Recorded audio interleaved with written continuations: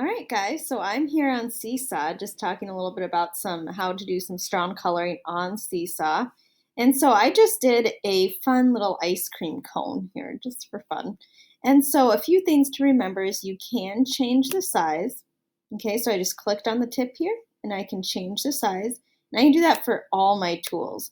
My marker or brush, my kind of glow pen, my eraser, just wanted to make sure, and my pencil. You also can change the colors of them all with your slider here, which we talked about last time. So for some strong coloring, I'm going to first start with the marker. The marker has, or brush I should say, has some interesting features here you may have noticed. So I'm going to get kind of nice dark brown here, and I'm going to change the size to make it a little bit smaller. Well, actually that size was pretty good, so let's do that. And I'm going to add in my chocolate fudge frosting here. Yum. I guess syrup. It's not frosting, it's on ice cream.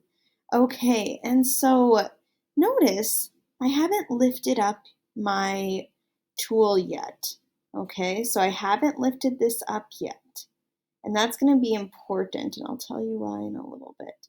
Okay, so now check it out. I've lifted up my hand from my mouse, or if you lifted up your finger from the screen, now I'm going to go ahead and make it smaller because I want it to be a little darker down here for some tints and shades. And look, when I overlap my marker and I've lifted my hand up off my mouse pad, it will get darker.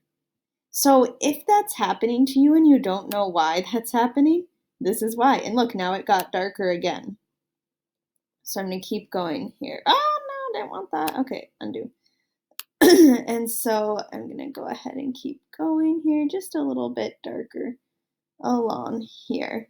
Okay, now if I wanted it to be a little darker, just a little bit here, I'm trying not to lift up so it stays kind of the same consistency, just making it a little more fudge, like little more layers going on here, just for fun.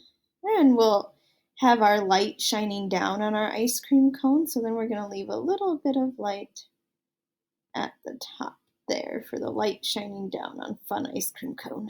Now I'm going to go ahead and switch to a smaller size, and let's do this fun glow pen. Now sometimes it's a little easy to get carried away with the glow pen. Trust me, been there, okay? But we just want to kind of use it for special occasions here. So I'm going to go ahead and click the smaller size. Let's come up to red, and I'm going to make a little kind of highlight. Aha, this is the perfect occasion for glow pen.